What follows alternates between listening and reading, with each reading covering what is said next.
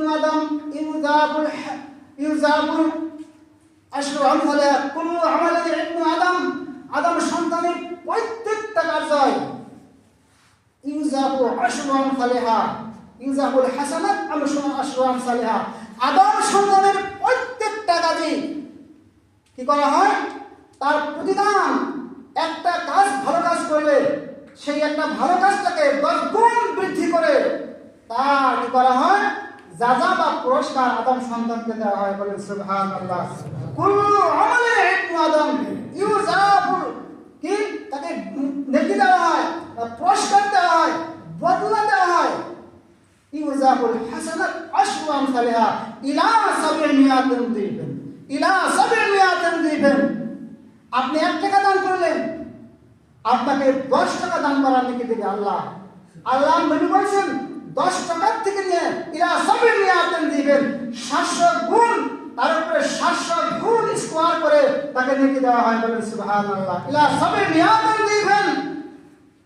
وقال الله عز وجل, এবং আল্লাহ নবী বলেন, আল্লাহ তাআলা বলেন ইল্লা সাওম, কিন্তু রোজা বিশেষ একটি ব্যতিক্রম ইবাদত। আপনি এক ওয়াক্ত সালাত আদায় করছেন, আপনি একবার হজ করছেন, আপনার হজটা আল্লাহ তাআলা 700 গুণ বৃদ্ধি করে আপনাকে নেকি দিয়ে দেবে।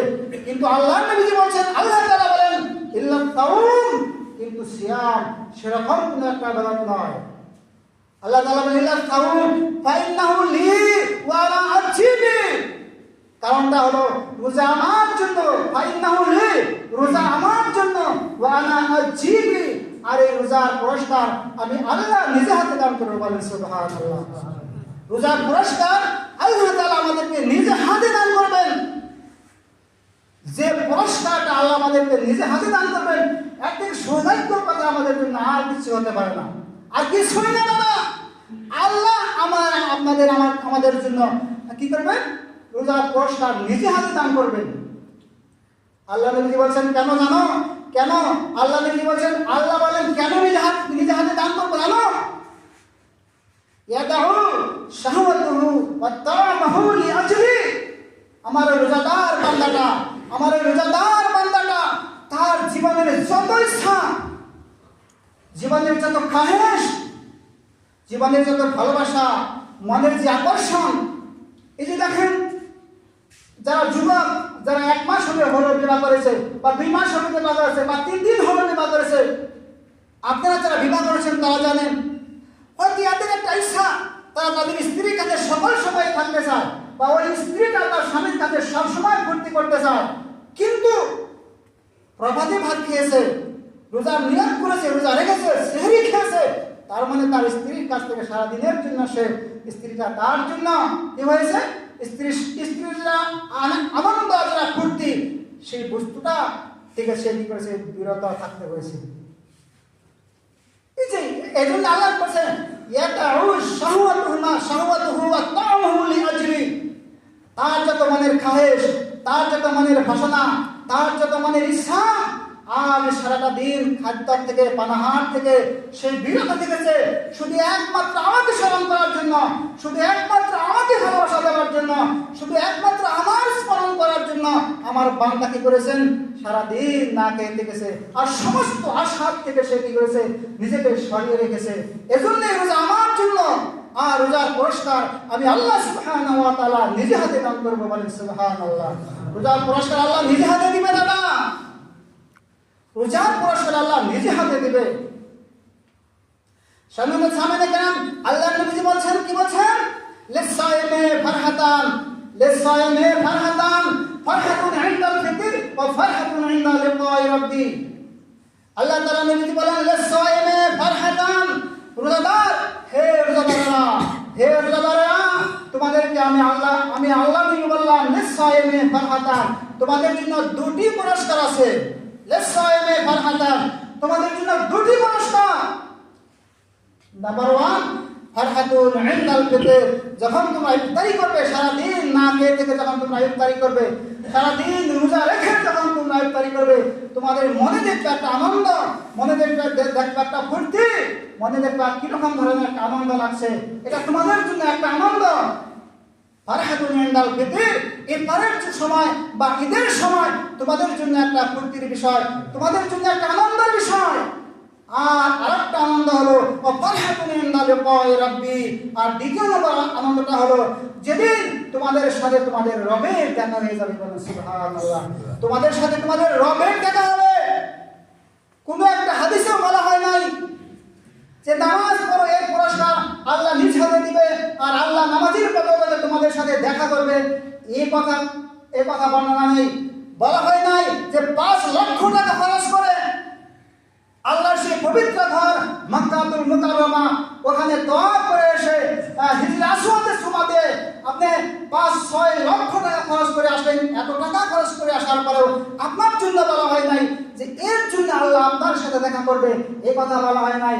কিন্তু রোজা এমন একটা ইবাদত, আল্লাহর কাছে একটা প্রিয়তম ইবাদত, এত বড় একটা দামি ইবাদত, যেটাকে বলা হয়েছে যে রোজা আমার জন্য আর এর পুরস্কার আমি আল্লাহ নিজে হাতে দান করব। কারণ দাদা, কারণ অনেকগুলি আছে, আপনি রোজা রেখেছেন, আমি রোজা রেখেছি, আপনি নামাজ পড়েছেন, আমিও নামাজ পড়েছি, আপনি হজ করেছেন, আমিও হজ করেছি। উদাহরণস্বরূপ ধরলাম দাদা, হজ হতে পারে আপনার হজটা আপনার টাকা আছে তাই মানুষকে দেখাবার জন্য হজ হতে পারে, মানুষকে দেখাবার জন্য হজ হতে পারে। আপনি হজ করে আসবেন, মানুষ আপনাকে হাজি বলবে, এই উপাধি, এই লকব, এই নাম উপার্জন করার জন্য আপনার হজ হতে পারে। টাকা আছে তাই হজ করেছেন, হতে পারে। রাত্রে আমার মতো মুন্সি রাত্রের গভীর অন্ধকারে আমি মানুষের বাংলা ঘরে পা দিয়ে ঘুরঘুর করে ঘুরে কি করেছি, মানুষের অন্যায় করেছি, ক্ষতি করেছি। সকালে আমাকে একজন অন্যায়কারী হিসাবে ধরবে, এই জন্য অন্যায় থেকে বাঁচার জন্য আমি মসজিদে এসে আল্লাহু আকবার বলে নামাজে দাঁড়িয়েছি, হতে পারে এই উদ্দেশ্য। তাই বলে সবাই না কিন্তু ভাববে এই মানুষটা, এই মৌলবী সাহেব এত নামাজ পড়ে, তাহাজ্জুদ নামাজ পড়ে, 5 ওয়াক্ত নামাজ পড়ে, এত বড় বড় দাড়ি, এই মৌলবী সাহেব এই খারাপ কাজটা করাবো না, এই খারাপ কাজটা করতে পারবো না, পারবো না। এই নামটা ঢাকার জন্য আমি রাতে খারাপ কাজ করছি, আমি রাতের সময় খারাপ কাজ করেছি, ওই খারাপ কাজ থেকে আমার নামটা কি করে ঢাকার জন্য আমি হলেও হতে পারে আমি মসজিদে এসে আল্লাহু আকবার বলে নামাজ পড়েছি। অথচ ধর্মসভা আছেন, মসজিদ আছে, আলিম আছে, আপনি যদি নামাজ না পড়েন খারাপ দেখা যায়। আপনি যদি সমাজের মাতবর, আমি সমাজের মাতবর, আমি যদি সালাত না পড়ে নামাজ না পড়ি, হয়তো মৌলবী সাহেব কি বলবে, সালাত এই মাতবরটা এরকম দেখি নামাজটাও পড়ে না। মৌলবী সাহেবকে দেখানোর জন্য আপনার নামাজের উদ্দেশ্য হতে পারে, হয়তো কিছুমানের উদ্দেশ্য আবার আল্লাহকে সন্তুষ্ট করার জন্য হতে পারে। এই কথা নেই। নামাজ পড়লে দেখা যায়, হজ করলে দেখা যায়, দান করলে দেখা যায়, যাকাত দিলে দেখা যায়, কিন্তু সিয়াম এমন একটা ইবাদত যা দেখা যায় না, সিয়াম এমন একটা ইবাদত দেখা যায় না। এখানে যারা মসজিদে আছেন, কে সিয়াম আছেন, কোথায় দেখা যাচ্ছে আপনি সিয়াম, কোথায় দেখা যাচ্ছে আপনি সিয়াম? দেখা যায় না দাদা। সিয়াম এমন একটা ইবাদত যা দেখা যায় না, যা শুধু বিশ্বাসের উপর হয়, যদি শুধু আল্লাহকে বিশ্বাস করে রাখা হয়। ছোট্ট ছেলে দাদা, যার বয়স 8 বছর, যার বয়স 7 বছর, এমন একটা ছোট্ট ছেলে যখন ভাটিবেলা হয় তখন তার কণ্ঠটা কত শুকিয়ে যায়, ওই ছেলেটাকে যদি বলে তুমি ওই রান্ধুনি ঘরের ভিতরে গিয়ে 1 গ্লাস পানি খেয়ে এসো, খাম না বড় জ্বালাবে। দাদা, রান্ধুন ঘরের ভিতরে গিয়ে যদি পানি খায় সেটা কে দেখবে? কেউ দেখবে না। ওই ছোট্ট ছেলেটাই বুঝবে, আর পৃথিবীর কেউ দেখবে না, কিন্তু সে খায় না। কারণটা কি? ওই স্রষ্টা তিনি আসেন, তিনি বলে আমার রোজা ভাঙা যেন আল্লাহ দেখবে না। আল্লাহর প্রতি কত বিশ্বাস, কত ইয়াকিন আল্লাহর প্রতি। আপনাদের এই কোহমার নদী আছে, এই নদীর মাঝখানে গোসল করতে গেলে 5 হাত পানির নিচে ডুব দিয়ে যদি কোনো একজন মানুষ যদি 2 ডুব পানি বা পেট ভর্তি করে পানি খেয়ে যদি গোসল করে উঠে মসজিদে এসে আল্লাহু আকবার বলে, কেউ কি বুঝবে রোজা ভেঙেছে? কেউ তো বুঝবে না রোজা ভেঙেছে।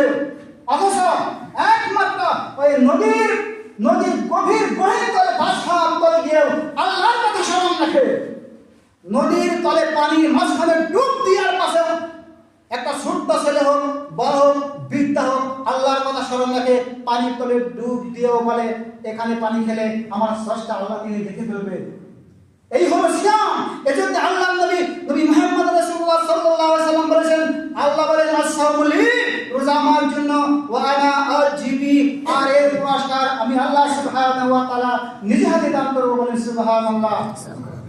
আল্লাহর নবী মুহাম্মদ রাসূলুল্লাহ সাল্লাল্লাহু আলাইহি ওয়াসাল্লাম বলেন, যারা রোজা রেখেছো, হে রোজাদার বান্দারা শুনে নাও, তোমাদের জন্য কি আছে? তোমাদের জন্য জান্নাতের মাঝখানে একটা স্পেশাল দরজা আছে, একটা স্পেশাল দরজা আছে।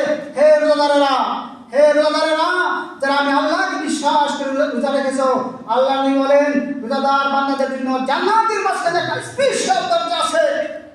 সেই দরজাটা ইউকালু লাহু রায়্যান, সেই দরজাটার নাম হলো রায়্যান। বলেন সুবহানাল্লাহ। আল্লাহ নবী বলেন সেই দরজাটার নাম হলো রায়্যান। কিয়ামতের মাঠে হিসাব নিকাশ হওয়ার পথে যারা রোজাদার বান্দারা ওই রায়্যান নামক দরজা দিয়ে আস্তে করে আল্লাহর জান্নাতের মাঝখানে প্রবেশ করে যাবেন। বলেন সুবহানাল্লাহ। জান্নাতের মাঝখানে প্রবেশ করবেন, রোজাদারেরা জান্নাতের মাঝখানে প্রবেশ করবেন। যখন রোজাদার ব্যক্তিরা ওই রায়্যান নামক জান্নাতের দরজা দিয়ে প্রবেশ করবে, প্রবেশ করা শেষ আর দরজাটা আল্লাহ বন্ধ করে দিবেন, আর কোন একজন মানুষকে ওই দরজা দিয়ে ঢুকতে দিবেন না আল্লাহ। ওই দরজা দিয়ে না, দরজাটা স্পেশাল শুধু রোজাদারের জন্য।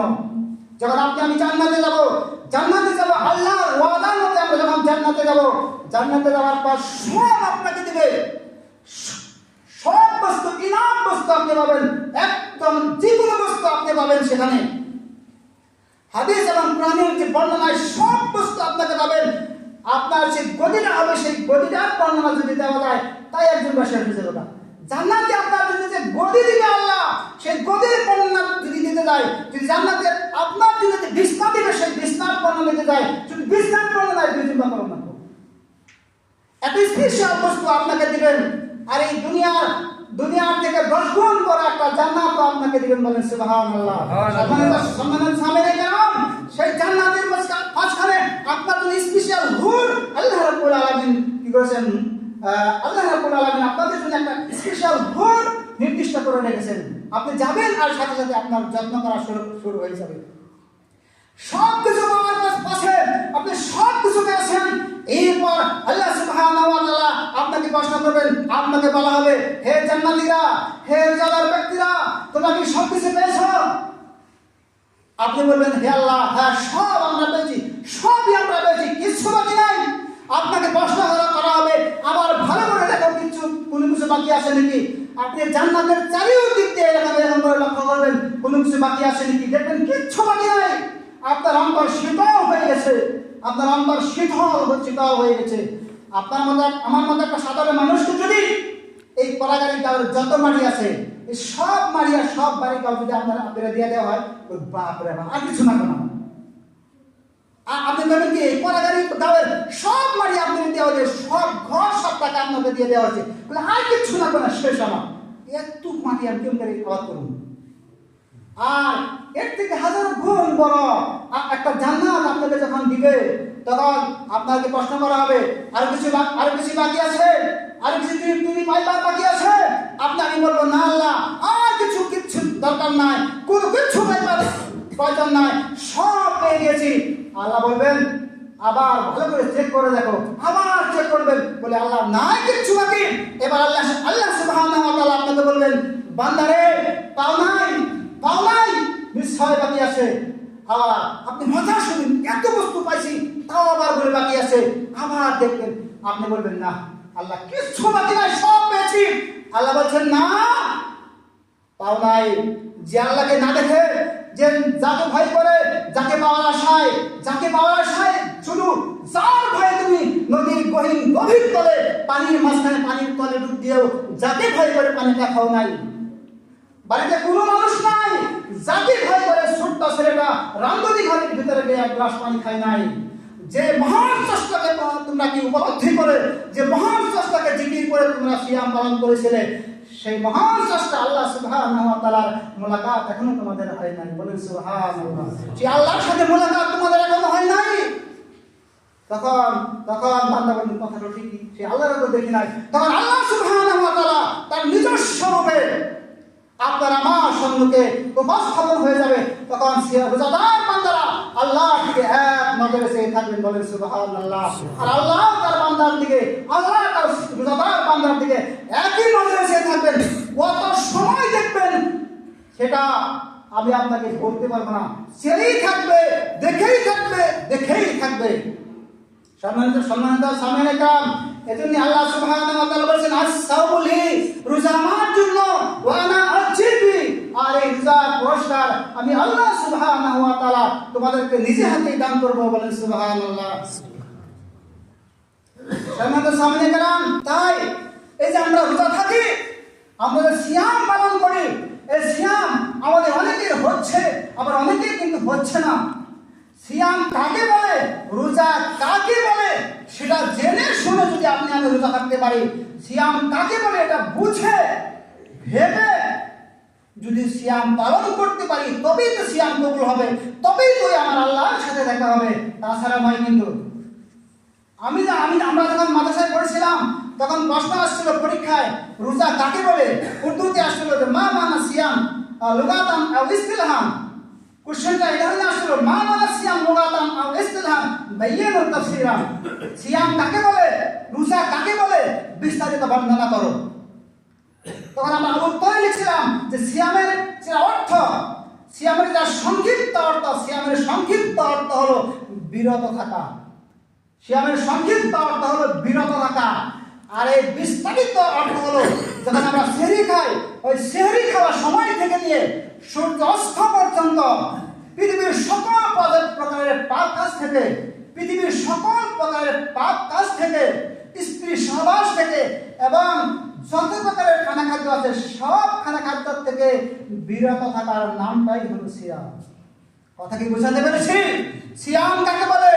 সিয়াম হলো যখন আমরা সেহরি খাই ওই সময় থেকে নিয়ে সূর্যাস্ত পর্যন্ত সকল প্রকারের পাপ কাজ, আমি সকল প্রকারের বলে একদম কেটে দিয়েছি, সকল প্রকারের পাপ কাজ থেকে, স্ত্রী সহবাস থেকে এবং সকল প্রকারের খানা পিনার থেকে বিরত থাকার নাম হলো সিয়াম। দাদা আপনি আমি সিয়াম রেখেছি, ওই সময় করে যায় না মোবাইলে সিনেমা দেখি, ওই না সময় তো যায় না মোবাইলে সিনেমা দেখি। মোবাইলে সিনেমা দেখার নাম সিয়াম না, মোবাইলে লুডো খেলার নাম সিয়াম না।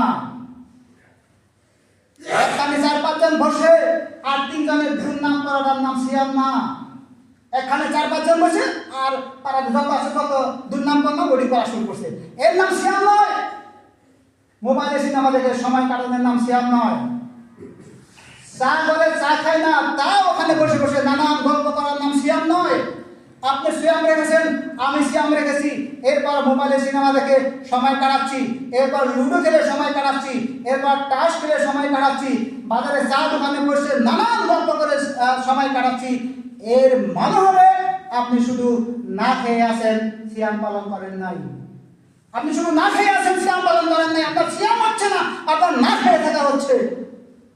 যেহেতু সিয়ামের সূত্র এটা পড়ে না, সিয়ামের সূত্রই হলো যে যখন আমি সেহরি খেলাম ওখান থেকে শুরু করে ইফতার পর্যন্ত, সূর্যাস্ত পর্যন্ত যে কোনো ধরনের পাপের কাজ থেকে, যে কোনো ধরনের খারাপ কাজ থেকে, যে কোনো ধরনের খারাপ বিনাশ থেকে বিরত থাকার নামই হলো সিয়াম।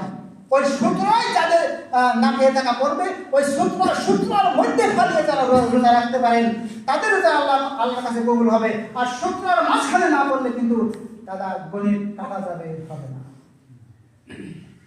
সূত্রের মাঝখানে না করলে, সূত্রায় না করলে যতই চেষ্টা করেন গণিত যারা বেশি তারা বোঝে, সূত্রায় না একটা গণিত দিছে, যদি সূত্রের মধ্যে না করে 1000 চেষ্টা করলে 20 পাতা করে আসবেন, গণিত হচ্ছে না।